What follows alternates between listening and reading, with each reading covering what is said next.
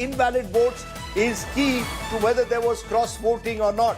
NDA's Radhakrishnan therefore has got 60% of valid votes. This is less than what Rajdeep Sardesai had polled in 2022 when he polled 74% of the votes. But the NDA flock has held together. The opposition claims that it has held together, but there will be question marks. Aishwarya Paliwal joins me with the very latest. Aishwarya, we are told that in a short while from now, Prime Minister Modi will be visiting CP Radhakrishnan to congratulate him. But just make sense of the numbers. NDA's flock stood together. Opposition, by and large, stood together, but there is still a question mark over those 15 invalid votes. Well, a big question mark, Rajdeep, because, Jairam Ramesh in his own tweet has said that what the opposition was expecting, and on the basis of this number, they said that they have the moral victory, 315. They got 300, which means minus 15. The NDA on the other side has got more than what they were expecting. They were expecting 427. They have got 452. So, which means that obviously there are people who promised they will vote on one side, but they have promised, but they have actually voted on the other side. We will now have to wait and watch. But at the moment, there is radio silence with regards to those 15 invalid votes. Are these votes that were being done by the opposition? That's the big question. But an entire workshop was being held on both the sides. So it seems like if this really is a question of those 15 votes, were all these votes from the opposition camp, and did vote chori actually happen? That's also a big question, Rajdeep, which is being asked. Prime Minister Modi about to visit Prahlad Joshi's residence in about 10 to 15 minutes, and then we will have a big celebration planned by the NDA at Prahlad Joshi's house. Rajdeep. Okay, we'll wait and see for those pictures when they come from Prahlad Joshi's residence. But Aishwarya Paliwal giving us the big news that CP Radhakrishnan, two-time MP from Tamil Nadu, veteran of the BJP, someone very close to the RSS, and someone who's been governor in states like Maharashtra, in Telangana and in Jharkhand, will be the new vice president of the country, replacing Rajdeep Sardesai, who, remember, resigned unexpectedly in July when the monsoon session of Parliament began. From there, let's turn to the other big story that we are breaking at the moment. Nepal's Prime Minister KP Sharma Oli has quit on yet another dramatic day in the Himalayan country. Former Prime Minister Jalanath Khanal's wife has been burnt alive. That's right. That's the nature of the violence and arson that has taken place in Kathmandu in the last 24 hours. Parliament building in Kathmandu has been set on fire. Kathmandu's Mayor Balen Shah is saying talks now only after Parliament is dissolved. United Nations has called for peace in Nepal. India watching the situation closely. Joining me now is Amit Bhardwaj on ground zero in Kathmandu. Amit, has there been any de-escalation in the violence, or is there still violent mobs on the streets of Kathmandu? Rajdeep, for the past 15 minutes, I can certainly say that the tempers are going down. Don't know whether that is because of it's already late in the night out here, or the messaging that has come from the army chief of Nepal as well. The army chief has very clearly said that peace and security needs to be reinstated in the state of Nepal, as well as he's also speaking as to how there should not be damage to the property and public property, to be very specific.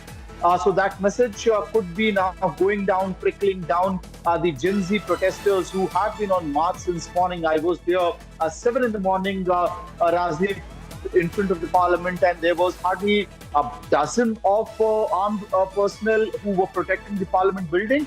And you had the numbers only increasing as far as the Gen Z protesters were concerned.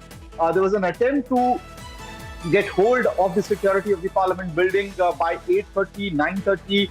We can certainly say that the Gen Z protesters were pushed away. And from there, what we saw, arson, vandalism, things being set on fire all across. I've literally walked to almost every possible corner of the city where the political establishment and power is. And by the end of the evening, we could see the Kathmandu Valley police station, one of the biggest police station in the city, being set on fire, let alone the Singh Darbar, which is the center of power, on fire as well. Back to you. Amit Bhardwaj joining us there from Kathmandu. Remember, there is still a question mark of whether the army will take over or allow an interim government and then fresh elections. Those are still questions that are pending. Just to give you a sense of what's happened in the last 24 hours as a country is pushed to the brink. Protesters, thousands of them young people being described as Nepal's Gen Z generation, hitting the streets. It began yesterday and it carried on today with no let-up, setting part of that parliament building on fire, attacking the residences of top political leaders, even the wife of a former prime minister being set ablaze. How have events unfolded in such a dramatic manner in the Himalayan kingdom? It's our top story.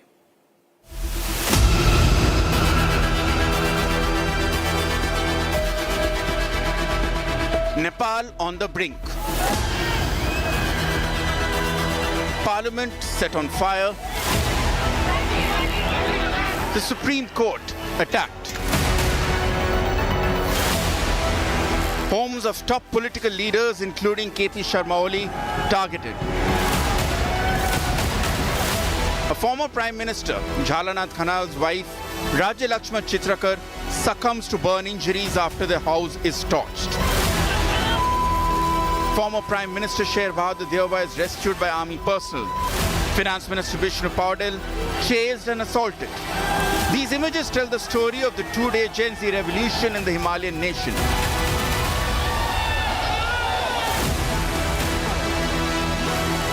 KP Sharma Oli stepped down as Prime Minister, but nothing could douse the fire. Protests against corruption and Nepo kids, sons and daughters of leaders flaunting their wealth on social media, had spiraled out of control on Monday after a ban on the popular digital platforms. While the ban on social media was lifted the same day, the agitation by then had gone viral across the country, plunging Nepal into chaos, with thousands taking over the seats of power in Kathmandu on Tuesday. I can talk in English, I can talk in Nepali, whatever. Everyone listen. Chhatima goli khako chu. Chhatima. यहाँ पनि गोली खाएको छु मेरो चस्मा फुट्यो I give this मैले proper documentation बनाएको छु यो मेरो रगत हो नेपालीको रगत हो नेताहरूले बगाएका छन् right. Certainly people have started to run.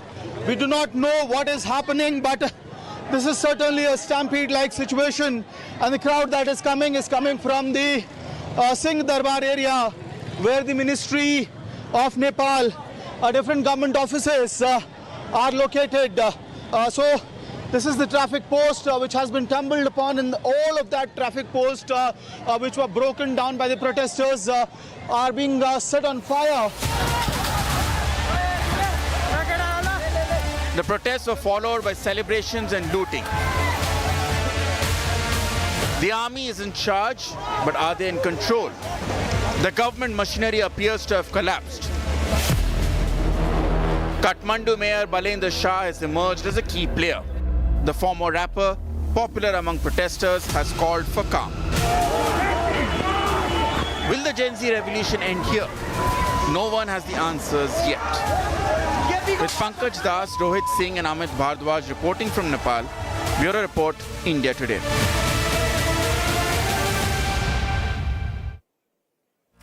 Let's raise the big questions on that big story. Is democracy once again on the brink, in danger in Nepal?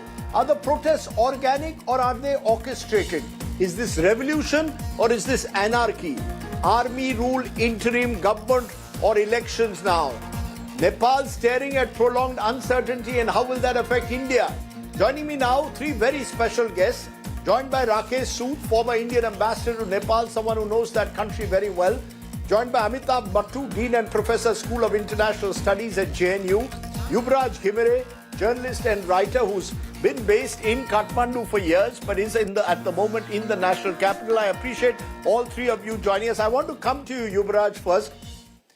Okay, we'll come to Yuvraj in a moment, but let me go to Rakesh Sood for your first remarks. Rakesh Sood, how are you seeing this situation unfolding in Nepal? We could see the 10th government there in 11 years. Is this surprising, or is chronic instability now built into Nepal? Thank you, Rajdeep. And I can say that having spent 3 years of my career in Nepal, I feel very sad when I see this. But the fact is that since 2008, since 2008 when monarchy was abolished, and we had the first Constituent Assembly creating a new constitution for Nepal. Since then, we've had 15 prime ministers. So that's 17 years, 15 prime ministers.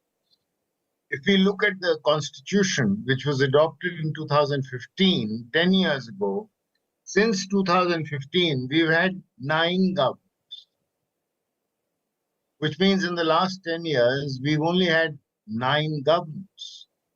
And the prime ministers has been a game of musical chairs. It's been the same people. It's been the Maoist leader Prachand. It's been Krishna Prasad Sharma Oli, the UML leader who is now resigned and has been asked to continue as caretaker, and it's been Sher Bahadur Deoba. And I think what we are seeing is not just a rejection of Oli and Oli's government. What we are seeing is a rejection of that particular class of political leadership which have prevented, including in their own political parties, youngsters to come up.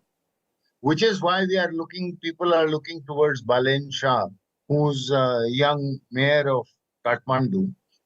Balen Shah is a former rapper in his 30s, goes around 24/7 with dark glasses, black trousers. But Balen Shah also, by the way, kept his peace. And it is only now when the violence is getting out of control that Balen Shah is trying to claim leadership of this movement. There was somebody else, by the way, I just saw Rabi Lamichhane, who was a former TV personality.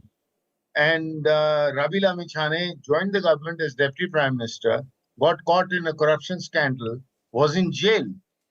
And just a couple of hours ago, his supporters went to the jail, got him released because the jail authorities said we can't ensure peace and security in the jail. So he's now gone home. Now, so there is a populism that has taken hold. And I think you know as well as I do that when populism takes hold and there is no leadership, there is no control, we don't know how this is going to unfold. Let me for a moment bring in also Amitabh Bhattu, who's just written a column on what's happening there. Amitabh Bhattu, you've drawn a parallel possibly between what we saw in Bangladesh a year ago and what we are now seeing in Nepal. Youth protesters hitting the streets, challenging what they see is an aging, decrepit, corrupt leadership and demanding answers to key issues like joblessness and misgovernance. Is that how you see Nepal at the moment? That this is a unique protest even compared to previous unrest. This is a protest primarily driven by the youth against corruption and misgovernance and joblessness. Rajdeep, the first parallel between Bangladesh and Nepal is that sadly, despite all the expertise in the Ministry of External Affairs, we had no anticipation that these events were going to unfold. Bangladesh happened behind our back. No one that I know of spoke about what was going to be the biggest uprising in Nepal since living memory, really. Never have you seen young people on the streets of Nepal violently protesting against the ruling regime, catalyzed by a ban, short-sighted ban on social media applications, and every district of Nepal is today impacted. The second parallel is, of course, the easy way to build a conspiracy theory that there are other elements, as you pointed out, who might be fishing in these troubled waters. That may or may not be the point. It may be the case in this case. The important thing is, why did this happen? First of all, you recognize that Nepal's biggest source of its GDP is remittances from abroad. Nearly a quarter of Nepal's GDP is based on people who have left Nepal sending money abroad. So what's happening is there's an exodus of young people, and those who have stayed back are on the streets. It's a completely dysfunctional economy, a dysfunctional polity. Young people who could be the demographic dividend are suddenly become the demographic nightmare because they see a system which has betrayed them, a political regime which inspires no confidence.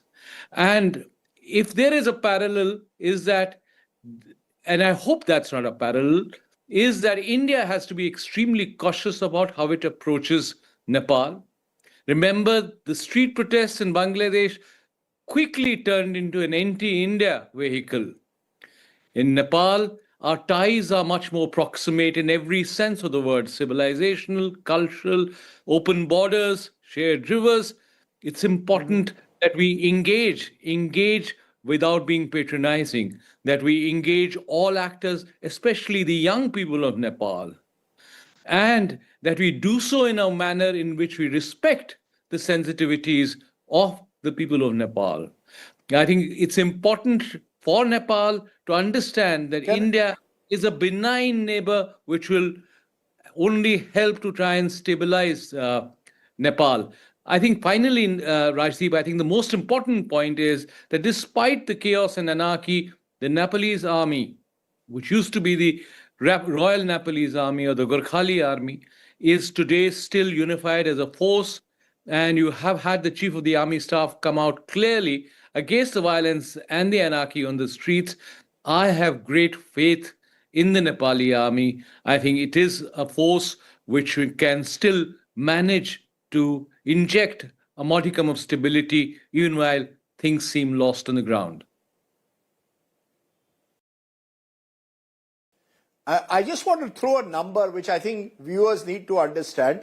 More than 4 lakh departures annually, more than 400,000 departures, meaning more than 400,000 Nepalese are migrating out of their country, many of them to India, an average of more than 1,000 a day.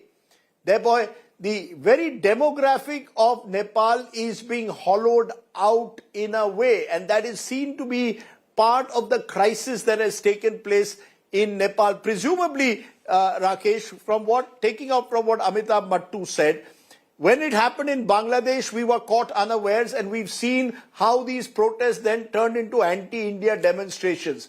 Is that something you fear that could happen in Nepal? In the past, politicians of that country have also whipped up anti-India sentiment when it suits them?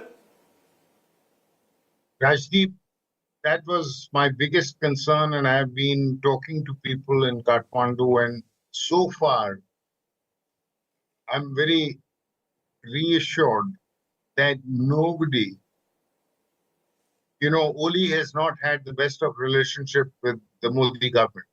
We know that. And I thought that perhaps Oli, when, faced with these protests, might point to a foreign hand. And he has, in the past, pointed to the foreign hand being India. But this time, that has not been the case. So in that sense, this is organic. And this is homegrown. However, the ban on the social media apps was perhaps the catalyst which lit the spark in what was already a sense of burning resentment among the youth. Amitabh spoke about the youth. The median age in Nepal is 25, which means that 50% of Nepal's population is below 25. Now, that's a very, very young population. And Amitabh is right when he says that there is a huge Nepali diaspora. So if you look at Nepal's population, which is about 30 million, and if 50% is below 25. And Nepali diaspora is something like 5 million. And by the way, this does not include the Nepali who live in India, because those are not counted as diaspora. So you are looking at a huge chunk of the working population which is living outside Nepal because they can't find employment there, which is why 25% of Nepal GDP comes from its remittances.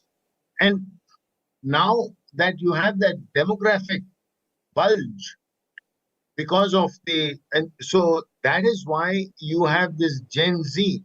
However, the Gen Z hasn't come about just on its own. See, when you ban social media and you have such a huge population of diaspora outside, you are also stopping communication with your father or your uncle or whoever it is who's living outside. So, because all these people speak on Facebook, they communicate on Facebook, WhatsApp, etc., etc. And so you've just blocked a huge communication channel for a huge section of the population to their resources, their emotional resources abroad. That is what lit the spark. And I think Oli, in his autocratic fashion, which he's been showing again and again in recent years, has just failed to see it. Sorry, yeah.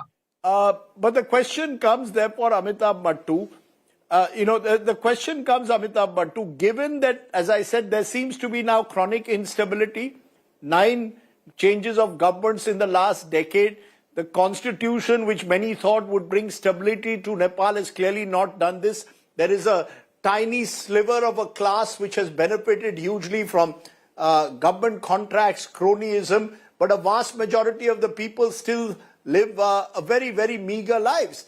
Is there anything in your view that India can do at the moment? Or do we simply wait and watch to see what happens in Nepal next? Again, going back to the Bangladesh parallel, there we were seen to have put all our eggs in Sheikh Hasina's basket. Can India do anything differently in Nepal compared to Bangladesh? I think Ambassador Sood has pointed out that there isn't still any sense that India is going to be blamed for the problems, which is very encouraging. And what you need to do to ensure that that discourse doesn't take shape is, one, wait and watch. Have the strategic patience not to be immediately reactive. Secondly, I think it's important to recognize that the democratic bulge, the young people of South Asia, are going to be its most important stakeholder. So you need to engage them, offer them scholarships. I know this might be come later, but ways of engaging the young people in a manner that we haven't done so far. We have engaged with the elites because we were familiar with the elites. There was a certain relationship between Indian political actors and the Nepalese elite. But that needs to change. You need to now invest in relations with these young people. Thirdly, in terms of governance, especially e-governance, I think there are lessons that India has, best practices that can be adopted. Remember, this technology is a big genie. It's almost turning out to be a Frankenstein's monster. The ban on these social media applications was a result of a Supreme Court direction that all these applications, whether it's Meta or Alphabet, needed to set up an office in Nepal, have a grievance cell. On prima facie, not a bad idea, prima facie, completely reasonable. But none of them, neither Facebook or X or WhatsApp, has set up an office or a grievance redressal mechanism. But because there is this social media addiction, as well as the fact that you are dependent on the social media for new information, and now with WhatsApp and others and Facebook, and also for remittances, therefore, the ban caused this great implosion, which was waiting to happen. You require that catalyst. But I think India could potentially, in terms of cyber governance, in terms of digital governance, given that the India stack itself offers a model for better governance, could offer lessons to Nepal. But most importantly, I think India needs to do it not in any way, in any patronizing fashion, but being seen as a partner of not just leaders, but of the people of Nepal, because that is your constituency of the future, the young people of Nepal, not the old, cynical leaders of the past. One final question, Rakesh Sood. What do you think happens next? Is there a real possibility of the army choosing to take over to stabilize Nepal? Do you see an interim government of the kind we saw in Bangladesh? Or do you see fresh polls being called instantly? A quick answer. Rajdeep, the problem is that the Gen Z that is leading this revolt, as the popular media calls it, doesn't have a leader, and we don't know what they want. They are upset with the constitution. In fact, there were a whole number of constitutional amendments that were being talked about in social media. Now, if many of these are very, very significant constitutional amendments. So therefore, given the fact that the political leaders of all the major political parties are in disgrace. I mean, tomorrow, let's say if Sher Bahadur Dyoba was to become Prime Minister, within 24 hours, he would be out. Or Prachanda, so we are looking at a complete rejection of some of these guys. So I do not know whether the constitutional framework that was built over a period of 7 years, which came into being in 2015, is going to stick or not stick. That constitutional framework created a federal republic of Nepal. Now, if there are going to be changes in the constitution, who's going to bring about those changes? Will there be a new constituent assembly? Will there be a new parliament? Because they're asking for dissolution of parliament. So I think that right now we are in a state of complete uncertainty and anarchy as far as Nepal is concerned. Nobody really knows because nobody's in charge. Now, were the president at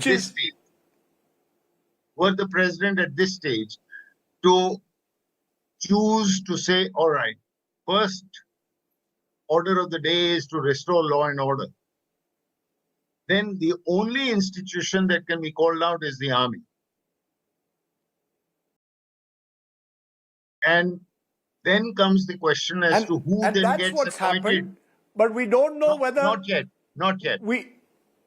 I Sure, don't think but the we army don't has know been whether called out to restore law and order. Yeah, we don't know whether the army will actually take control. No. The army may not whether take that will control. actually result in the army sort of taking over the country. No, I don't think it's the one army thing is going to take take over control the of country. law and order. It's another thing to take control of the... No. You can then ask a retired Chief Justice or somebody to form an interim government for a limited period, who can then engage in dialogue with civil society leaders, political party leaders, etc., with a view to creating a consensus on what is the way forward, whether we should have a new constitution, So we are in a very, very grey zone. Let me leave it there, Rakesh Sood, because clearly we are seeing a very, very uncertain situation developing in a Himalayan republic, a country with which we share civilizational ties, borders, and a country which we need to look at very, very carefully. Yet another country in our neighborhood is on the boil, and that does have important implications for India. Amitabh Mattu and Rakesh Sood for sharing your wisdom on the show this evening. Thank you very much. I want to turn from there to an exclusive. The India Today South Conclave concluded today in Coimbatore. Among our stellar guests on day 2 was the Karnataka Deputy Chief Minister DK Shivkumar, someone who's never far away from controversy. The latest being when he recited the RSS anthem in the Karnataka Assembly. DK Shivkumar, though, clarified today he has never had anything to do with the RSS. He is a proud Hindu but respects all religions. But he says he will live and die as a congressman and in fact insists that Rahul Gandhi will be the Prime Minister of the country in 2029. Let's listen in to DK Shivkumar speaking out on a variety of issues.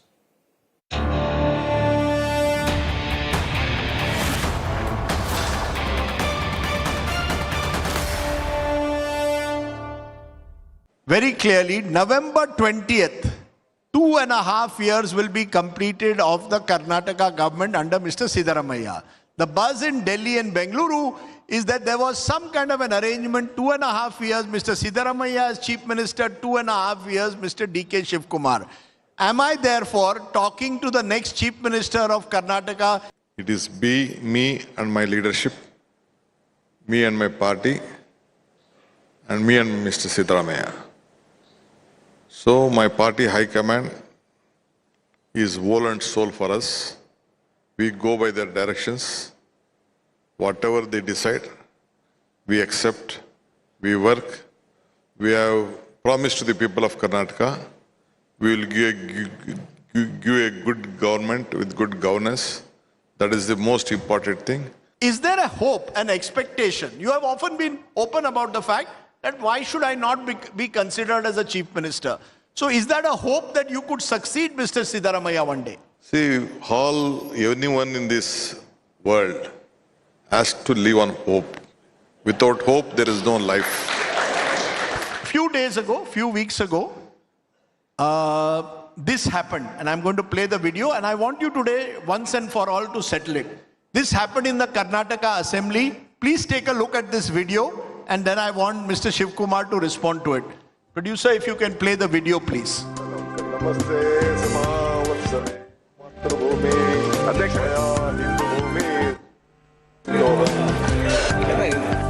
Okay, the video was of you at the Karnataka Assembly reciting a RSS song. Immediately, it was picked upon by your rivals, BJP and in Congress, to say DK Shivkumar is already 1 foot in the BJP RSS. Settle it for now. Is it true that you were once in the RSS as a young man? Is it true that you are being approached by the BJP? What is the truth? See, I'm a born congressman. I will die as a congressman. That is number one. Number two, see, I'm a political leader. I'm not a good student. I was not a graduate. I became a graduate at the age of 46. When I was a final year student, I contested assembly against Mr. Devegowda. Then Rajiv Gandhi gave me a ticket. So, to enter politics, to know, first you should know yourself, your surrounding, and your enemies. Who are your enemies? So, I've been looking at various political parties. I should know what is the strength of BJP. The strength of BJP, it doesn't have any ideology. The ideology has been picked by the RSS. What is RSS? How they are doing? What is communist? Or what other regional parties are there? What is Janata Dal? The anti or the dissidents or any other issues, the Janata Dal came to existence in Karnataka. Then later these fractions then converted into BJP. So I should know who is my strength. That is, I know how RSS is grooming the BJP. Earlier, only 2 leaders were there in this country, Atal Bihari Vajpayee and Advani. How they pick it up. All these things I had to make a study to see that. That is how I was so confident when the results were supposed to come. I remember your anchor in Panipat, when I was going to Bharat Jodo Yatra, she asked me, what you are telling? I said, you take it on record. 136 is my number. You also came to me. I said to you also, you Rajdeep, you go ahead, 136 will be my number. That was my number. This is my number. 223, 28, again I will come to you. That will be, you also will tell, again Congress party will come to Karnataka again and you will congratulate me that day. So you have become a pollster. You are saying you got 136 in the last election. You predicted it. You're predicting a Congress victory in 2028. But let me settle this. You're saying never a question of having anything to do with the RSS. See, you will not become an Eknath Shinde-like figure if you are denied chief ministership. It is not the question. There is no point. No one has looked at me also. Sometime they might have looked at. See, someone is at a ripening stage. When fruit become, when a mango, it is green, no one will throw stones. One, it will be ripe for someone else. They feel that some might try it. I don't tell no to it. But there is no question. My loyalty to the Gandhi family is different. It is the Gandhi family has kept this party and the country united. See, I had a touring theatre at my younger days. I named it after Indira Gandhi. The day she died, I named my theatre as Indira Gandhi, Indiraji Chitra Mandiri. That is it. So you are a born congressman, you will die as a congressman. Of course, see, even for S.M. Krishna, before leaving the Congress party before early day, Ahmad Bhai called me, Ghulam Nabi Azad Kayamani. I went, no one picked the phone. He was not. I just tried to pick the phone and give to him and made him to speak. I wanted him to die as a congressman. That was my desire. Because Congress party, for me also, chief minister is not important. I have built, see, when I came here, you see thousands of people receiving me, speaking to me and all. I don't want to be, for my selfish reason, I don't want to be. Power comes, nothing can escape out of me. It will come, but I have to do hard work. Hard work will definitely pay, and I am confident on that. Then why did you have to apologize for this? No, see, some of them, see, I don't want someone to be little bit, create nuisance and all. My ego is not important. Ego is not important. So, okay, let all of them be happy. They feel they doubt, they create controversy, and the biggest enemy is the media again.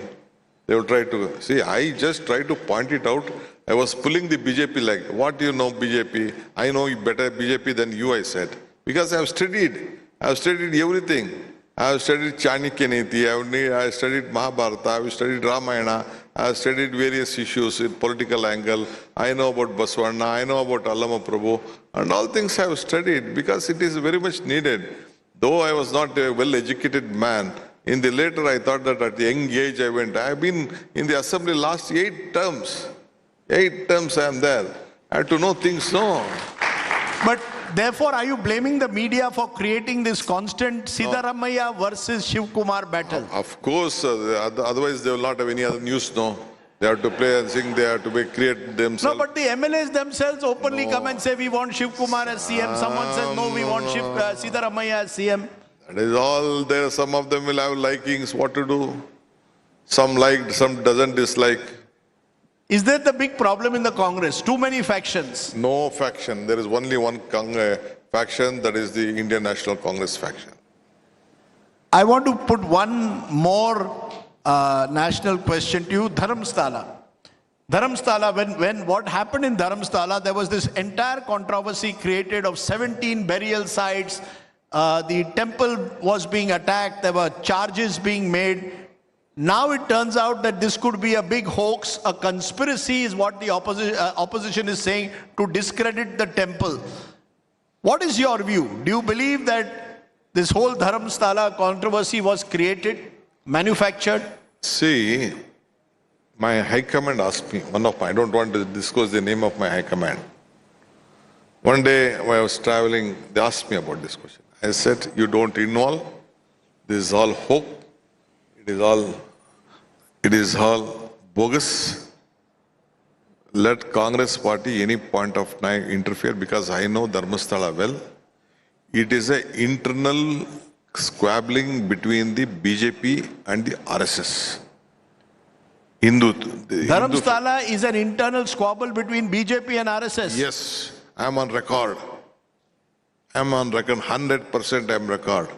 If you want, I will give the documentation, I will give the statements, I will give the speeches of then the BJP president, the BJP ministers of the district, and the Hindu Parishad, the RSS leaders, all of them.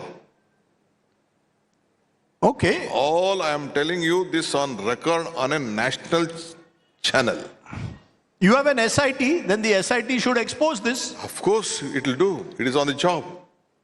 We will have to do. We have to share to the country. This is not a Dharmasthala problem. It has become a national problem. It is the belief. See, I know Virendra Hegde and Dharmasthala. That is, it is on faith. People believe of that. There is a court. Still the court is running there. Okay. You're making a very important claim. You're claiming that this is an internal battle between the BJP and RSS, which is reflected in Dharamsthala. See, none of them, they wanted this to happen. They thought that something will come out. None of them, till I said in the assembly floor of the house that there is a big conspiracy, no one opened their mouth. Now everyone is trying to take the claim of it. They are trying. Again, a group goes there to do politics and they goes to someone XYZ house. Do you really believe that the Congress can return to power in Karnataka in 28? Because Karnataka has seen every 5 years government changing. Over the last 25 years, governments have changed every 5 years. Do you really believe that the people of Karnataka are still trusting the Congress party? See, in politics, nothing is permanent. Nothing is permanent. Nothing is permanent. See, people of Karnataka are very mature people. You see, at the time of Ramakrishna Hegde, there was a big, in the parliament election, when Rajiv Gandhi came to power, he took a decision, he dissolved for a clear mandate. The party helped him. He ruled for 7-8 years. 2 terms he was there. Devarajaras, again he did it. I am sure the way we are working, people have confidence with us on the state. You take it from me, 2028 you will have a Congress government.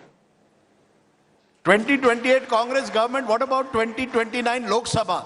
Because last time in Karnataka in 2024, BJP got more seats than the Congress in Karnataka. You were reduced to single digits. Are we very clear that people want Narendra Modi as Prime Minister, BJP at power in the center, Congress may be in the state?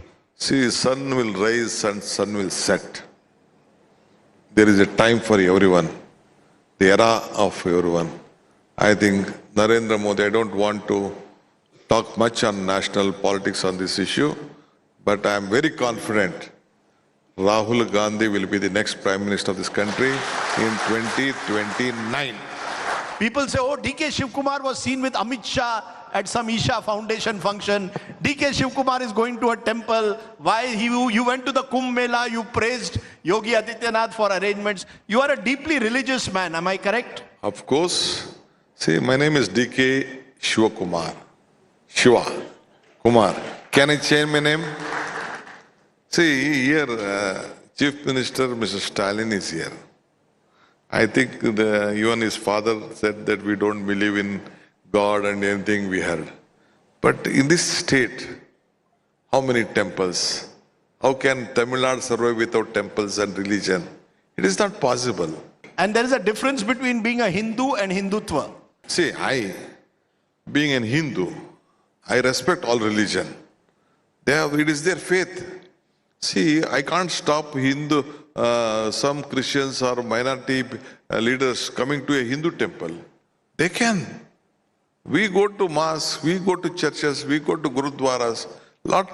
They pray Chamundeshwari, they pray this one. It is their belief. So you are a proud Hindu, but you will accommodate every other religion, live and let live, of tolerance course. And mutual respect. Yes. It is their belief. Some love Buddhism, some love Jainism, some love the hard work of Jainism, Christianity. I respect everyone. But 25, 30 years back, I met Sonia Gandhi at the time of Ugadi festival. Ugadi.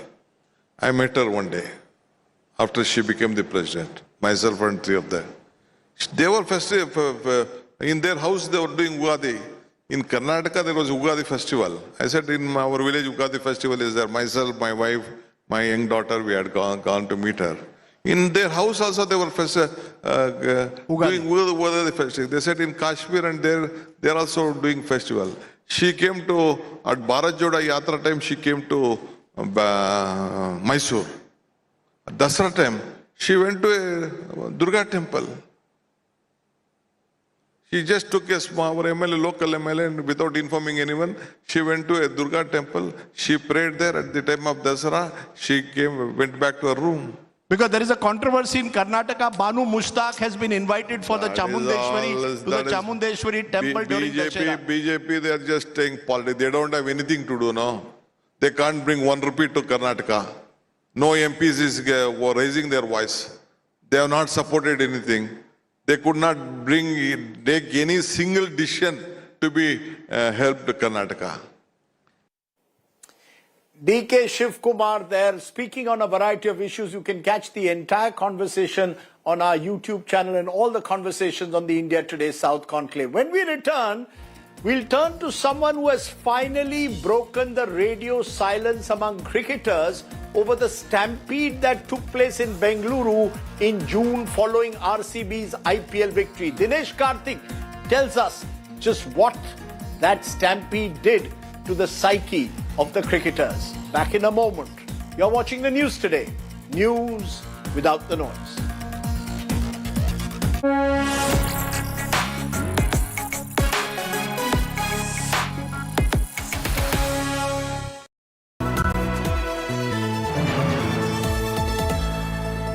Mumbai से वापस Kolhapur shift हुआ तो सबने कहा कि dream city को छोड़ रहा है।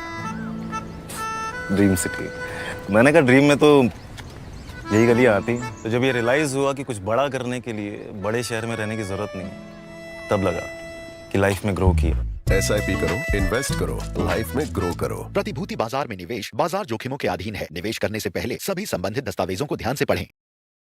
मंगलदीप, दिल से करो बात भगवान के साथ। मंगलदीप धूप कोन्स 2 गुनी खुशबू के साथ दे पूजा का बेहतर अनुभव।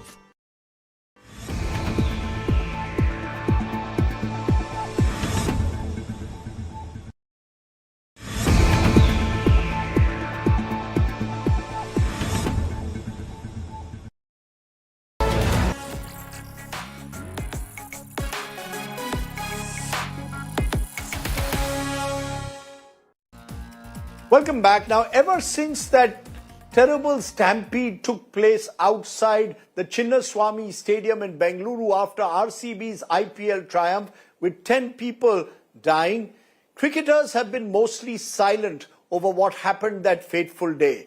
But one of them now, RCB's mentor and former India cricketer, Dinesh Karthik, has broken the radio silence over that issue. He spoke to us at the India Today South Conclave and expressed the feelings of the players after they heard the news of the stampede.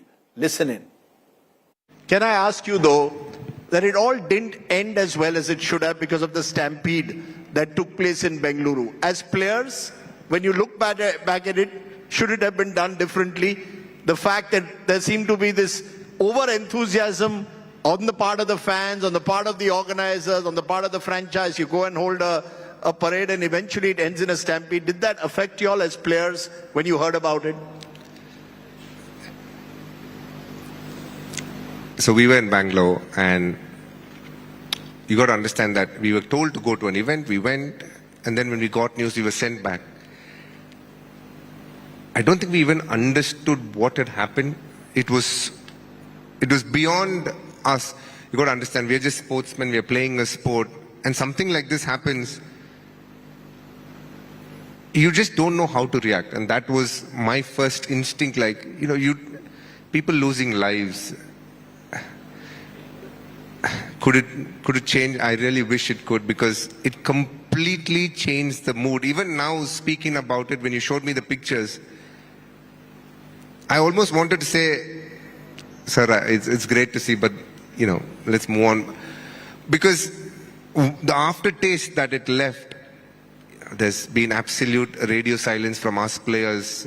And it was, as you would know, RCB is such a well-supported franchise, and it completely finished whatever our celebrations could have been. So it is arguably one of the saddest things that I have been, I feel even wrong to say I've been part of, because I cannot even empathize what those parents and the families must go through. But all I can say is, I just hope that in some way that we can, repay them in whatever way possible.